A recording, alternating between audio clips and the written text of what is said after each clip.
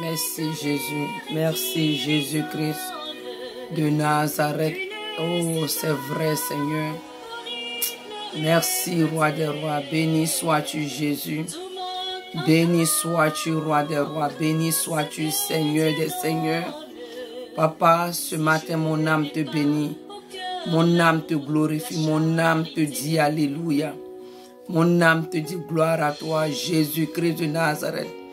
Papa, parce que toi, tu es Dieu, Seigneur Jésus-Christ de Nazareth. Seigneur, je veux t'élever à la dimension de ton nom. Seigneur, je veux te lever parce que toi, Jésus-Christ de Nazareth, Papa, tu m'as aimé le premier. Seigneur, tu as aimé mon frère, ma soeur. Seigneur Jésus-Christ le premier. Papa, merci malgré, tenez mon Dieu, mon roi. Quand bien même nous étions, Seigneur, dans la boue du péché, Papa, toi, tu es allé jusque là-bas, Seigneur, pour nous retirer du péché. Papa, pour nous laver, pour nous purifier. Tu nous as délivrés, Papa, de tous nos péchés. C'est pourquoi, ce matin, Seigneur, je veux te dire merci. Roi des rois, merci. Dieu tout-puissant, merci. Dieu grand, merci. Dieu trois fois, c'est merci. Béni sois-tu, Jésus-Christ de Nazareth. Gloire à toi, Seigneur. Honneur à toi, Jésus. Papa, merci pour ta fidélité dans nos vies. Merci pour ta grâce. Merci, Seigneur Jésus, pour ta miséricorde. Merci pour ta compassion.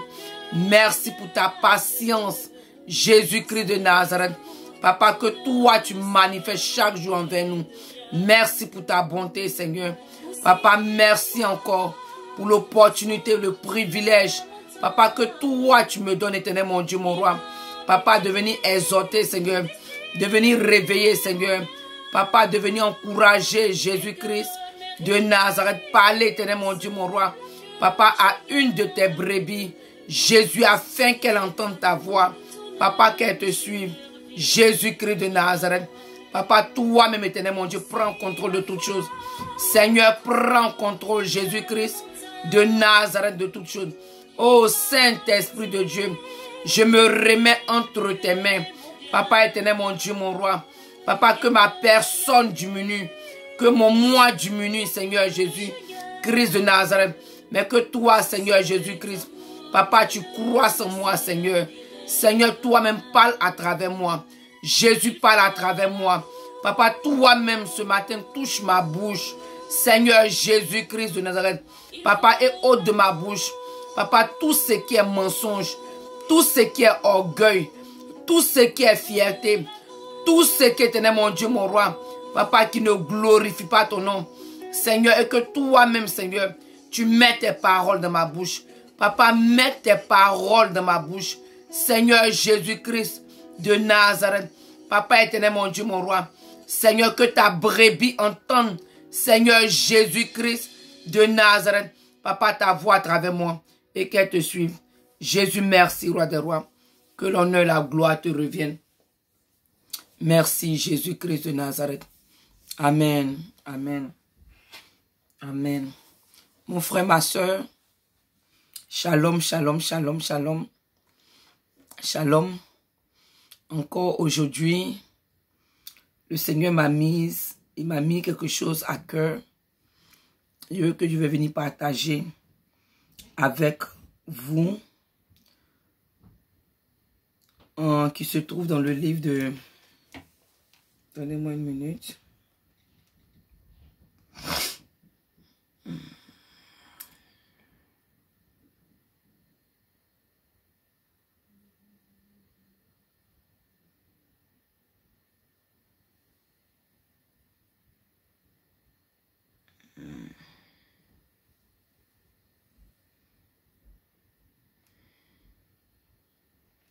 Alléluia. On va prendre le livre de...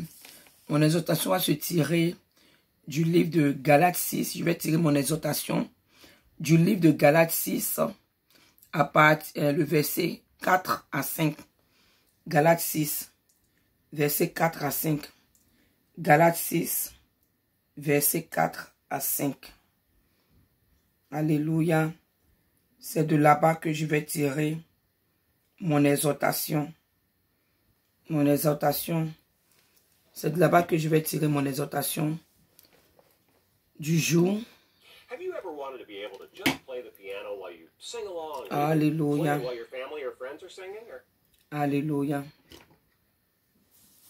Donc, mon frère, ma soeur, comme je l'ai dit, Galates 6, versets 4 à 5, il dit que chacun examine ses propres œuvres et alors il aura sujet de se glorifier pour lui seul et non par rapport à autrui, car chacun portera sa propre charge. Je vais lire dans la version La Parole Vivante. Il dit que chacun contrôle et juge son comportement, qu'il examine d'un œil critique sa vie et ses actions.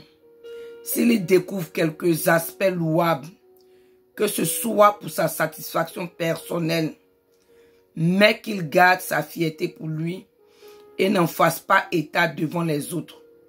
Mesurez-vous par rapport à vous-même et sans vous comparer à autrui, car chacun aura à répondre pour lui-même et chacun portera le poids de ses propres actions.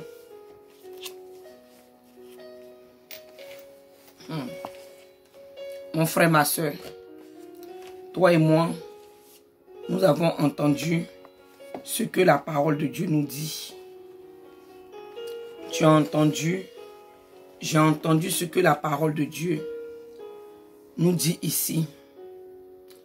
Il dit que chacun contrôle et juge son comportement. Mon frère, ma soeur,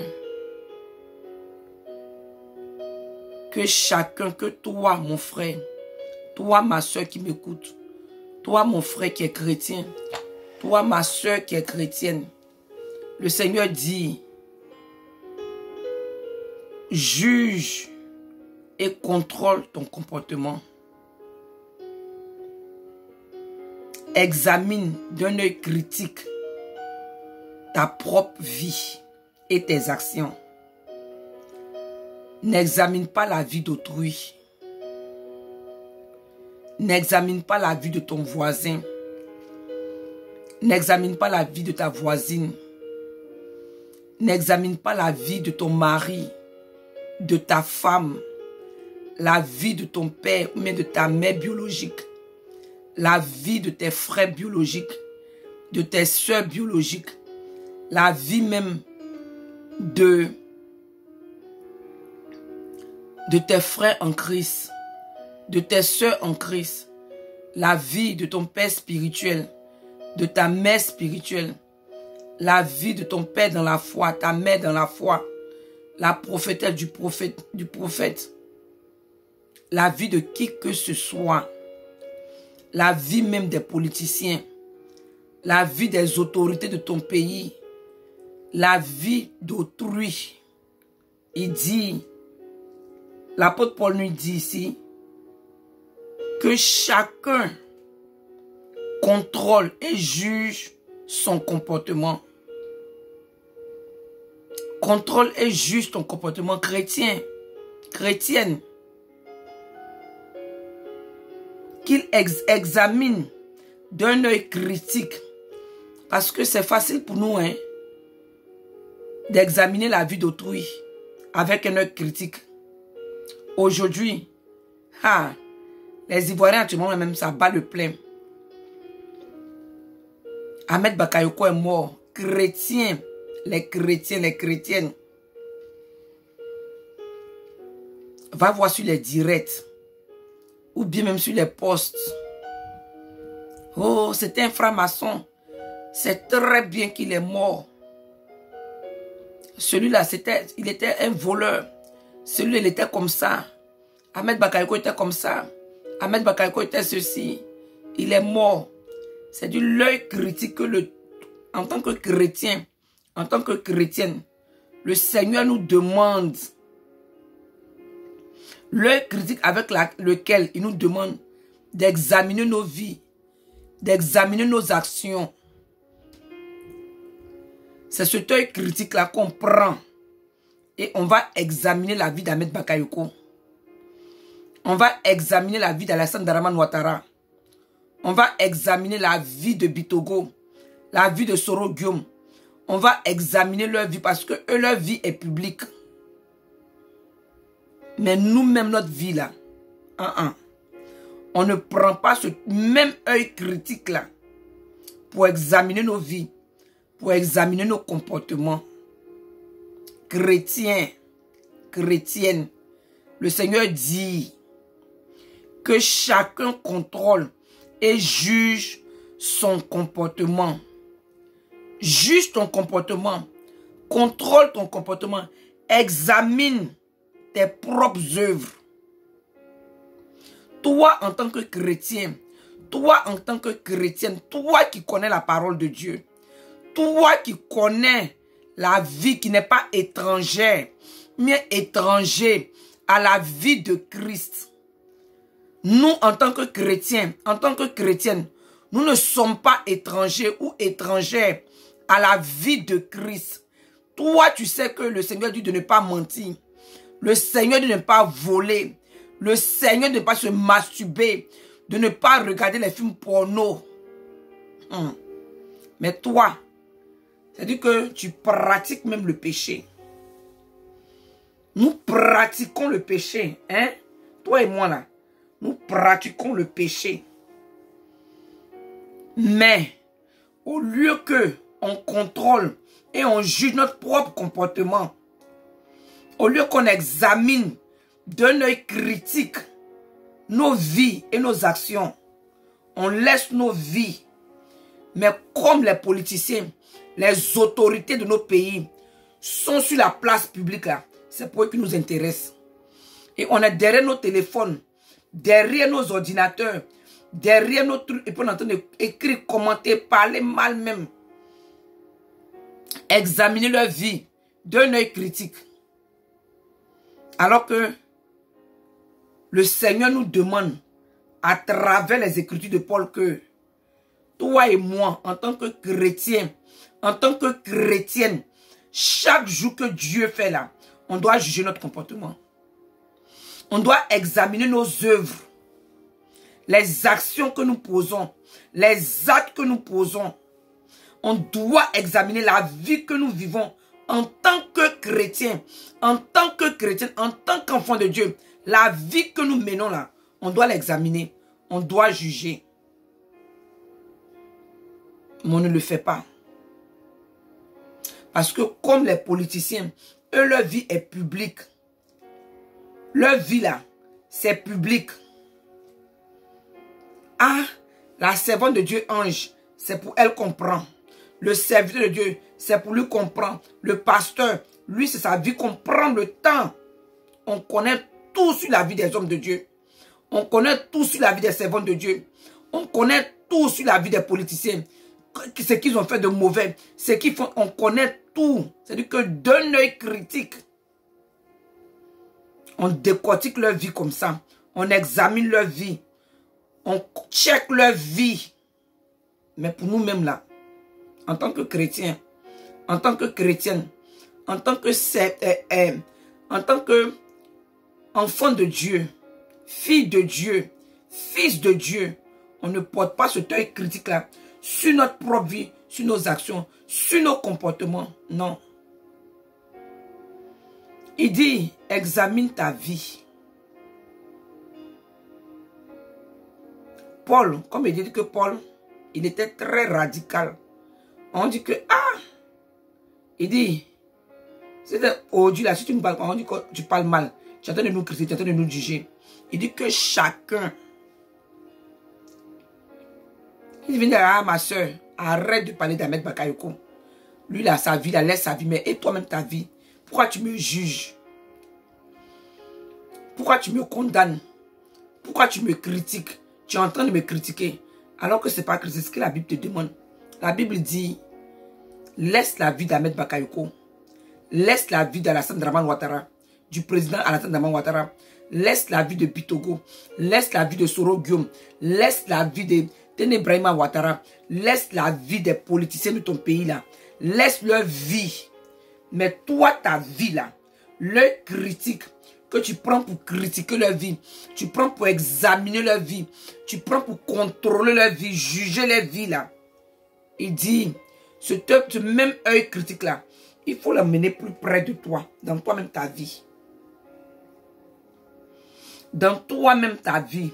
Il dit, s'il découvre quelques aspects louables, si tu découvres quelques aspects louables, Dieu merci.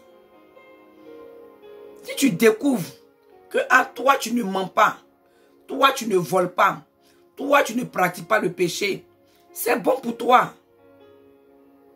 Il dit c'est bon pour toi. Si toi tu penses que Ahmed Bakayoko est franc-maçon et que toi tu n'es pas franc-maçon, c'est bon pour toi. Si toi tu penses que Ahmed Bakayoko, c'est lui qui a fait le coup d'état, c'est lui qui a tué ceci, il a tué lui là, il a tué cela même, telle soeur a fait comme ça, telle personne a fait avortement, ton pasteur c'est celui, la femme de ton pasteur comme ça, que toi tu n'es pas comme ça, mon frère, ma soeur, le Seigneur dit, c'est bon pour toi. Que c'est pour ta propre satisfaction. Il faut t'acclamer toi-même. Applaudis-toi toi-même. Il dit, s'il découvre quelques aspects louables, que ce soit pour sa satisfaction personnelle, mais qu'il garde sa fierté pour lui et n'en fasse pas état devant les autres. Il dit, si tu découvres quelques aspects louables, si toi tu découvres quelques affaires louables, c'est bon, glorifie-toi pour toi seul. Glorifie-toi, c'est bon, acclame-toi toi-même. Ah, au moins, je suis en train de tendre vers la perfection. Il dit, c'est pour toi seul. Glorifie-toi. Il dit, glorifie-toi pour toi, glorifie-toi pour toi seul. Et non par rapport à autrui. Ne te glorifie pas par rapport à autrui. Glorifie-toi pour toi seul. Ma soeur, mon frère. Si toi tu ne mens pas, on bénit le Seigneur. Bénis le Seigneur pour ta vie. Mais ne te glorifie pas par rapport à autrui. Non. Parce que comme je le dis toujours, c'est la même chose que la Bible dit. Il dit, mesurez-vous par rapport à vous-même et sans vous comparer à autrui. Ne te compare pas à autrui. Mais aujourd'hui, ça fatigue beaucoup de chrétiens. Et beaucoup de chrétiennes, ça fatigue l'église. Parce que comme la femme de mon pasteur est comme ça, donc moi aussi, je vais être comme ça. Mais moi en tout cas, celle-là, elle est soit mari des gens. Mais toi, tu vis dans la fornication. Lui là, c'est un adultérin.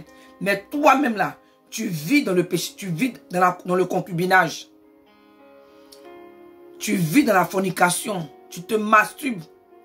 Tu regardes les films pornographiques. Tu es une grosse menteuse. Tu es un gros menteur. Tu es un voleur déguisé. Tu as fini à la fraude. Mais comme nous, les chrétiens aujourd'hui, on n'aime pas se comparer, se mesurer par rapport à nous-mêmes, par rapport à la parole de Dieu. On aime se comparer par rapport à autrui. Ah, les femmes même qui sont dépouillées là, elles sont dépouillées mais elles sont méchantes. Oh ma soeur, tu n'as encore rien compris de la parole de Dieu. Mon frère, tu n'as encore rien compris de la parole de Dieu. Ah, lui-même qui dit qu'il est chrétien, lui-même là, il est pasteur. Regarde comme il vit. Tu n'as encore rien compris. Tu n'es pas encore converti. Parce que sur toi, jusqu'à tes 40 ans, tes 30 ans, tes 5 ans, même tes 2 jours que tu t'es converti là, tu te compares à autrui. Tu n'as encore rien compris. Tu n'as encore rien compris. Tu n'es pas encore converti. Et comme je le dis et me répéter, c'est ça qui fatigue l'église. C'est ça qui fatigue les chrétiens que nous sommes aujourd'hui là. Ça là, ça nous fatigue. Parce qu'on aime beaucoup se comparer par rapport à autrui. je me compare par rapport à la femme de mon pasteur, à bon, moi, et puis, alors que la Bible dit qu'un péché là, c'est un péché. Il n'y a pas petit péché, il n'y a pas grand péché. Parce que comme il le dit, hein, toi, Ahmed Bakayoko, je vais prendre, surtout nous, c'est ce qu'on vit en ce moment. Donc quand tu entends même dans les directs, tu entends les chrétiens parler, tu mets les posts, tu vois ce que les chrétiens écrivent. Toi-même là, tu as froid. Quand je lis les commentaires des chrétiens, des gens qui se disent enfants de Dieu, j'ai froid dans le dos. J'ai peur même pour l'église de Côte d'Ivoire. Parce que Ahmed Bakayoko, c'est un franc-maçon. Donc viens voir les commentaires. Pourtant, celle même qui a fait le commentaire là, elle est dans le lutte de la fornication. Lui-même qui a fait le commentaire là, c'est un voleur attitré. C'est un fraudeur. Il est en train de faire les détournements. C'est un brouteur. Il est en train de faire les détournements dans la compagnie où il entend les choses. Il travaille. Il vit même dans le péché. Il pratique le péché.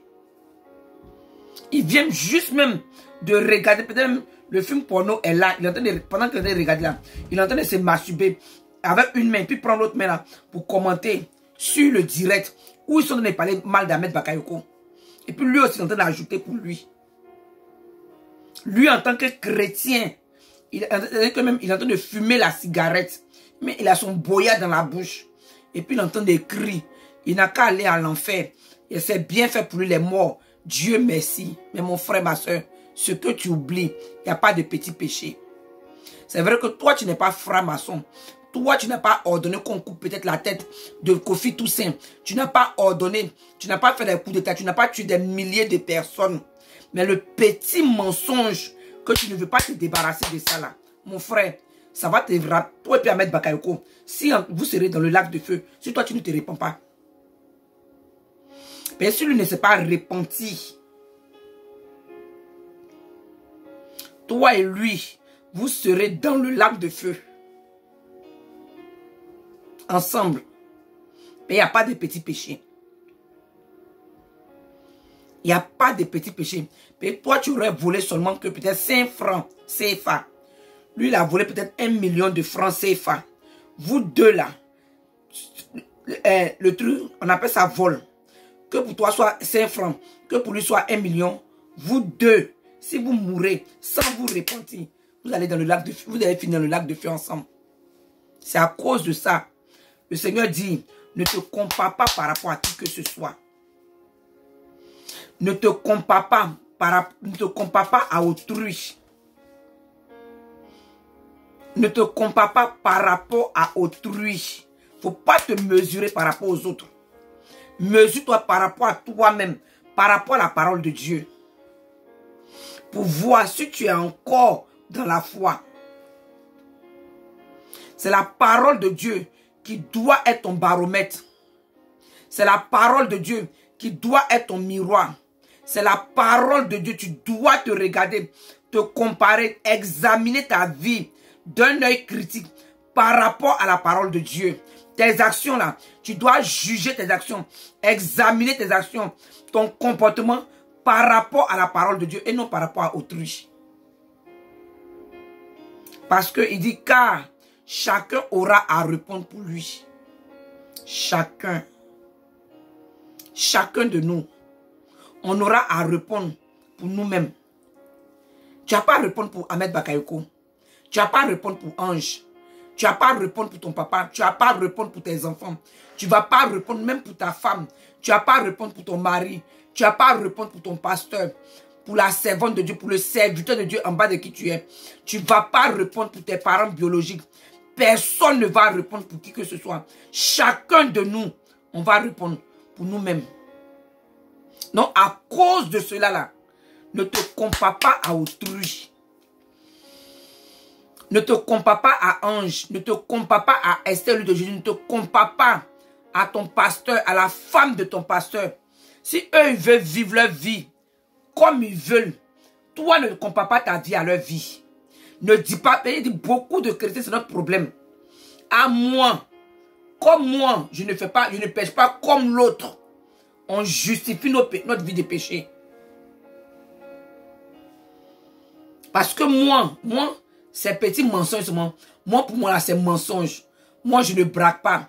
Moi, je ne tue pas. Je ne fais pas de sacrifice humain. Moi, je n'ai pas empoisonné quelqu'un. Moi, je n'ai pas pris mari d'autrui. Moi, je ne vis pas une vie de débauche.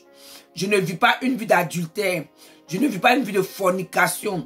Je ne vis pas dans le concubinage. Je ne me masturbe pas. Je ne fais pas ceci. Mais moi, là, c'est seulement de temps en temps, dans mon travail, je vole. C'est-à-dire qu'on justifie nos péchés. Pourquoi? Parce que nous, là, notre miroir, notre baromètre, là, c'est la vie d'autrui. Comme on pêche différemment que l'autre, donc nous, on est bien. Parce que moi, je pêche différemment que la sœur Esther de Jésus, donc je suis bien. Comme moi, mon péché est différent de celui de mon pasteur, dont je suis bien. De la femme de mon pasteur, dont je suis bien. De mon voisin, même de ma voisine, dont je suis bien. Comme mon péché est différent de celui qui est en face de moi, donc moi, je suis bien. Alors que la Bible dit non. Il dit ne te compare pas à autrui. Examine-toi ta vie, compare-toi par rapport à toi-même, par rapport à la parole de Dieu. Qu'est-ce que la parole de Dieu dit?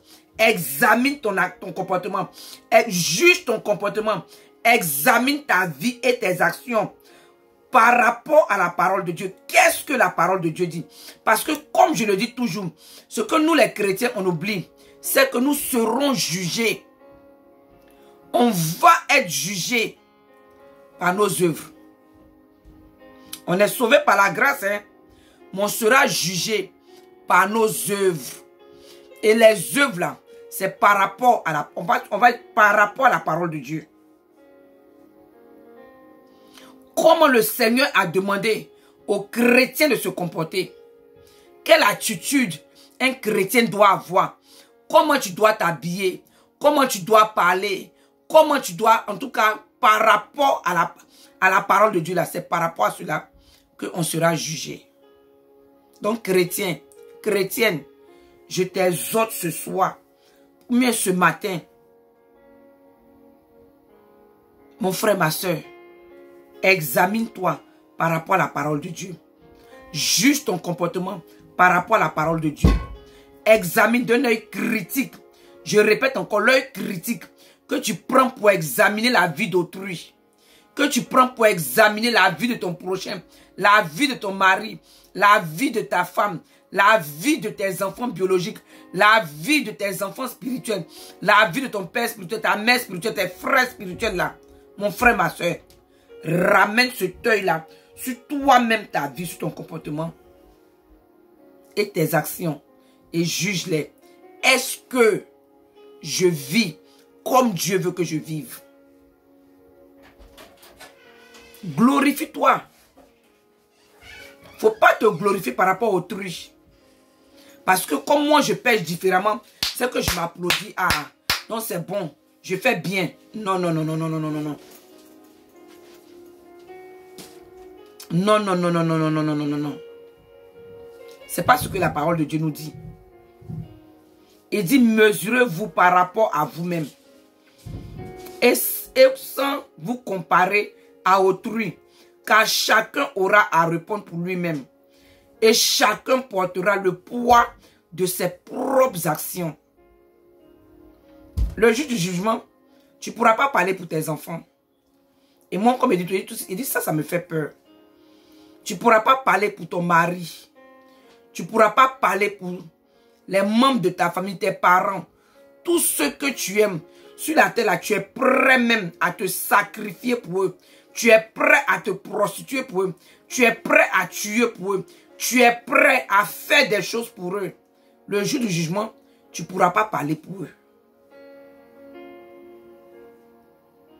Ce que tu es prêt à faire là, de ton vivant là, le jour du jugement, tu ne pourras pas faire ça. Parce que chacun va répondre de ses actions. Chacun va porter le poids de ses propres actions. C'est à cause de cela, Dieu demande à ce que chacun de nous, on examine nos propres vies. On examine nos propres œuvres. Laisse autrui. Même si tu vis avec ton mari dans la maison, tu l'aimes jusqu'en comment. Ta femme, tes enfants. Il dit, faut pas examiner ton comportement, juger ton comportement par rapport à eux. Mais examiner ta vie même par rapport à eux. Non. Examine ta vie par rapport à la parole de Dieu. Comment la parole de Dieu te demande de t'habiller, de te vêtir, de parler, de te comporter. Qu'est-ce que la parole de Dieu te dit? Comment la parole de Dieu te demande en tant que chrétien? Comment tu dois marcher? Est-ce que tu fais ce que la parole de Dieu te demande? C'est ça. Laisse la vie d'autrui. Laisse les autres. T'occupe pas d'autrui. C'est comme si le Seigneur donne nous dit que pendant que tu viens les gens, pendant même que tu es dans l'église et les gens, pendant que tu viens ta femme, ton mari, tes enfants, mais tes frères et soeurs, vous tous vous êtes des chrétiens, même les non-chrétiens, il dit qu'il entend dire, ferme tes yeux sur eux. Toi là, concentre-toi sur toi. Tout ce que lui te demande de faire là, par rapport à la parole de Dieu là, agis selon ça. Ne les regarde pas. Parce que le jour du jugement, chacun de vous, chacun de nous, ton mari, dans le livre de Luc 24, Matthieu 24, il dit, ce jour-là, 2 femmes seront en train de moudre le blé, en train d'écraser le blé, peut-être même comme en Afrique là, on prend le blé et puis on se retrouve où on broie l'arachide, les trucs comme ça là. On se retrouve, on peut être en train de discuter, 2 femmes en train de parler, même laver les habits, chanter à l'église. En tout cas, 2 femmes, 2 amies, elles peuvent être en train de marcher, faire le sport. La trompette va sonner. Chacun, une va partir, l'autre va rester. On dit, monsieur, madame, ils seront sur le lit, couchés en train de dormir. D'autres même là, en train de faire ce que tu connais. Et nous sommes grands.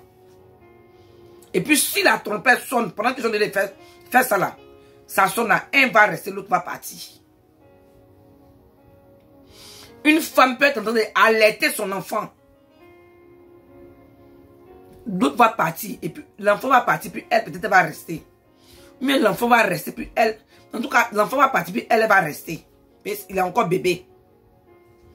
Dans la maison, des frères, vous pouvez être